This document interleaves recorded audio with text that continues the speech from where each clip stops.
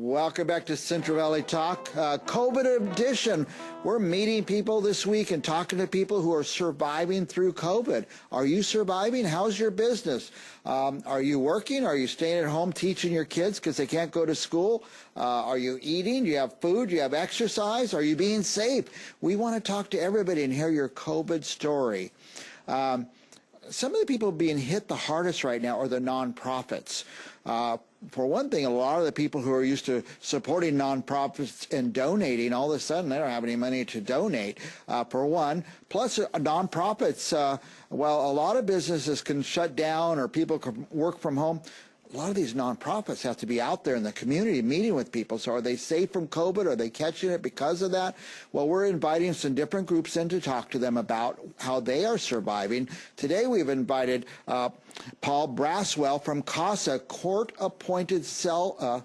Tell me what it is. Court-appointed special advocates. Special advocate. And who do they advocate for? For foster children. Okay. What we do is we recruit volunteers, we train and supervise them, do a background check, they're sworn in by the court, then they're assigned for 18 months to a foster child. They give 10 to 15 hours a month of their time. They don't adopt the child, they don't take financial responsibility, but they bring their eyes and their heart into the life of a child that the court has said needs some help. Because the statistics against them, it's called the foster care to prison pipeline. Pipeline, yeah. And so there's so many kids that fall through the cracks. And so when they have an advocate, their chances go up dramatically. An example of that would be our high school graduation rate. This year we had 13 high school seniors, 12 graduated. Wow. And that's 92%, which is an amazing number. Higher than any other group. It's fantastic. Yeah. And then something that we gave each one of those kids was a bicycle, a computer, some household supplies, and some gift certificates, because as they graduate from high school, they age out of the system, yeah. And then they're on their own. They have to find a way to support themselves, and it's a challenge. Right. Now, they're not foster parents, they're just advocates. The kids are in a foster home and they have this extra person, the advocate, that kind of advocates on their behalf. So yes, when we have an advocate assigned, first they're sworn in and then they are actually assigned. When you say sworn in, they're at the court and they raise their right hand and are sworn in by a judge. And then they have an appointing order. Mm-hmm. To this child, and then it gives them parental rights at school. Most of them are behind grade level, so the advocate steps in where a parent might normally have tried to help. They also have parental rights at the doctor, because many of these kids come from very difficult circumstances and often find themselves on psychotropic medications. Who's watching Billy? Is he doing good with the meds or bad? And the advocate has a role there too. Also, where they live. The advocate has a right to go and check and make sure it's a wholesome, structured environment that's beneficial. And then one of the last things is every kid is different. They have their unique needs, and the advocate listens to the child. They're the eyes and ears of the court, because the judge is going to have to decide, does they go back to mom or to dad, yeah, or to a group home or to be adopted, which is our goal is to keep them with their family or get them adopted. But so many of them just are in group homes. Yeah. Group homes. That's tough. Now, I've helped kids that I've met are having trouble in school or stuff. I can't go talk to the teacher. I've tried. They go, we can't give you that information. I can't go to the doctor and ask the information. But these CASA advocates, they can do that. They can go to the teacher and say, what's the problem? Is the kid paying attention? Do they have the school supplies they need? Do they need glasses? You know, figure all these things out. We just had a huge program in Fresno, Madera County for all the CASA kids where they got screened for glasses and got glasses. Wow. So that's just one of the many things that we feel very fortunate that we can do for these kids. Mm-hmm. Another donor, a very generous donor, donated 500 Huffy bicycles. Wow. Not only to we've got about 350 CASA kids, but we've got about 150 on our waiting list. Wow. So we're always challenged to grow the program, but every one of those kids got a bicycle. Right. We are also very fortunate. We had another donation from a large foundation that provided every one of our kids a computer desk, a chair, a light, some materials to help them so that they can, study from home. Have their workspace. I didn't think about that. They're studying from home. Correct. All these things haven't entered my mind, what challenges there are right now. And their challenges are expanded by COVID. Their anxiety is up. They don't have the relationships with people. A lot of them are subject to abuse and neglect. And so the need is really greater than ever. Now, I think you have some events coming up I want to get to, but before we get there, you said something that caught my attention. You have so many advocates and so many cases you're working on, but you have a backlog, people who aren't getting advocates, kids who are not getting advocates. So you need more advocates if people want to get involved. Correct. That's our biggest challenge, is recruiting volunteers. Mm-hmm. And to help that, because a lot of people want to know, well, what's entailed. So we have information sessions. They're every Wednesday, scheduled through December the 9th, 16th, 23rd, and 30th. You can go to our website and click on the link to become an advocate. We also have a Saturday information session on December 12th. But these information sessions are you have a chance to sit down and talk to someone from CASA and let you know what's required. And if you would like to move forward, we start the process. 3 times a year we have training. It's a 40-hour training. And that training is going to start again on February 16th. So our goal is to have at least 50 people in that class, with a goal of adding at least 100 advocates a year. Our last class, our online class, we actually had 36, which was our largest class ever. So we're encouraged that even though we have COVID and we're dealing with a whole new way of doing just about everything, that our online training has been working really well. And that training prepares you to help these children because they have unique needs. Well, it sounds like if somebody's even vaguely interested, it's not for everyone, but you go to the session, you really learn the commitment it takes. It's a lot of commitment. You can't just kind of go halfway at it. You're going to have some training a couple times a year. So it's a lot. It's a big commitment. Yeah, there's 40 hours at first, 15 hours of ongoing training per year, and the training, though, is really good because it's trauma-based. These kids are trauma victims, victims of crime. Yeah. And so they're hard cases. They sometimes will try to drive the advocate away because they want to see them quit like everyone else has quit. So one of our biggest challenges in training is to make sure people know that if you go to court and you get assigned, you can't quit. There's no quitting. There is no quitting. Enough people have quit on those kids. They don't need that advocate quitting. So, correct. Yeah. Absolutely. All right. So with COVID, this year we had to cancel 3 of our major fundraisers. Our biggest one is our crab feed. Would have been our 23rd annual. We had over 800 people pay, and so we canceled it. We had a golf tournament. We had to postpone and cancel in April or something, right after COVID started. So what we've come up with now is we have a virtual holiday auction. We've got over 125 items that you can bid on.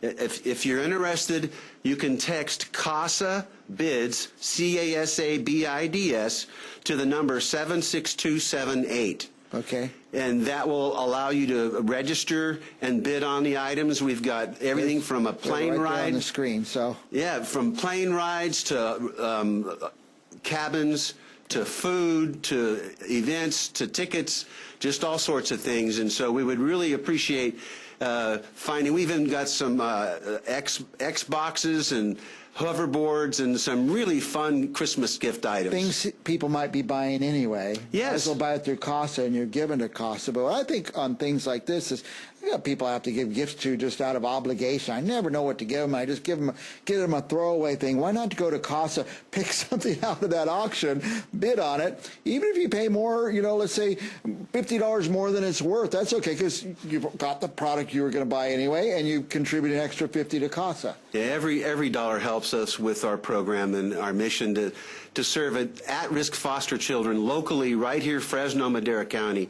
And 83% of our budget goes to program, so we feel very proud of those numbers. That shows that we run lean and focus on our mission, focus on the kids, because that's what our program is all about, is changing the lives and improving the outlook. Even if we can just raise it a couple of degrees over their lifetime, it makes a huge difference. Yeah, that's and the advocates are all volunteers. Correct. So, but it's an expensive organization to run, and you guys are always doing fundraisers. But I heard the good news on the House of Hope. Yes, we were very fortunate to be the Granville Home of Hope sponsor this year, and we met our goal and exceeded it, and it was a very, very fantastic fundraiser. It made up about 50% of what we lost in other revenue. So we're fortunate. The PPE program helped us with our salaries. Nice. And we had a Dutch Brothers Day about a month ago where we got $1 from every cup of coffee sold. Oh, my goodness. And it was over $13,000 for that. So we feel blessed that the community still supports us.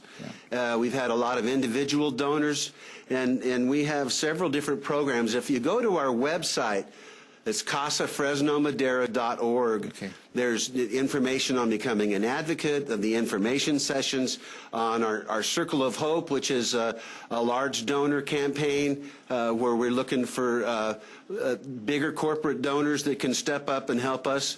And then we also just have the virtual holiday auction. The link is there also. Okay. But you'll find a lot of good information on our website. We had an incredible story. A young man named Marcus who's graduated, and Marcus's story is amazing, and I'm not going to get into a lot of detail, but he was a problem kid that the system was going to burn him. Yeah. He was not being cooperative, and he had a lot of problems, but eventually he got an advocate. The advocate got him focused, he graduated from high school, and now he's actually a spokesman for CASA. Wow. We have the story up on the screen there. So, but you can read the story at your website, is that right? Okay. And that's CASAFresnoMadera.org. Correct. Now, we've been talking about a lot of businesses and nonprofits on how they survive through COVID. And it looks like you guys are doing it. You're not at 100%, I think, but you're surviving. If you can work from home, we are. Yeah. The court, we do virtual Zoom sessions. For the court. We've got drop boxes. We've got special programs that have been implemented to be able to continue the work, because every advocate will go to court. We have a court case for every one of these children, and the advocate is the eyes and ears of the court that gives the court good knowledge. Besides being able to change the child's life through having a relationship, they can give the court information. If there's a visitation, how did it go? Were they happy to see mom? Were they afraid of dad? Did mom bring a boyfriend that scared the... I mean, there's a lot of variables, and that information was a volunteer with a passion for the child, only looking to represent their best interests, and that's why the court is so grateful to have a CASA advocate, and that's why they refer kids to us. We don't go pick the kids. They are assigned to CASA through court. And like I said, we've got over 150 kids on our waiting list. So if you were thinking about being an advocate, you could be an advocate for a child age 0 to 6. Or we've probably got 50 to 75 kids on that age right now on the waiting list. Oh, boy. Another 75 or so at the 6 to 13. So these kids are... human beings, and they thrive in a healthy relationship when one's offered to them. And so that's really one of the intangible benefits of being an advocate, is you're changing a human life. You're building a relationship with a human being, and that's one that can be sustaining and nurture you as much as you nurture the other person. Yeah. And if that kid doesn't get an advocate, they're going to end up on another side of our justice system. That's very sad. But most of them end up homeless. A lot of them go right to the rescue mission because they have nowhere to go, or they join the military. Very often they're victims of trafficking. They have a higher rate of drug addiction, incarceration, homelessness, teen pregnancy. All of those things make life much more difficult. And so that's what we try to do, because for every child we can turn around and make a member of the community, the stronger our community gets. So I like to say there's very few places you can invest your money and get the return on your investment where it's measured in human potential. Human potential. Well, let's end by saying this. I'm going to have you say one more thing here, but if you can be an advocate, find out about being an advocate. It's free to find out how to do it. They'll tell you how much time is needed, the commitment that's needed, and if you can do it, that would be awesome. But if you can't do it and you don't have the time or you just aren't suited for that, there's another way you could help, and I just want to go over those other ways before we go. Well, you can always go to our website, but right now we're having our virtual holiday auction. We've got well over 100 wonderful items you could bid on. Text CASA bids to 76278, or you can call our office at 559-244-6485, and we have somebody answering the phone, and we'll be glad to answer your question and direct you to either a donation or whatever way you want to volunteer and help us with our mission for local foster children. Very good. And I'll just say, CASAFresnoMadera.org has all the answers. CASAFresnoMadera.org has all the answers. Paul Braswell from CASA, thanks for coming. My pleasure. We want to have you back often. This is important. We'll be back with more Central Valley Talk right after this. Thanks, Mike.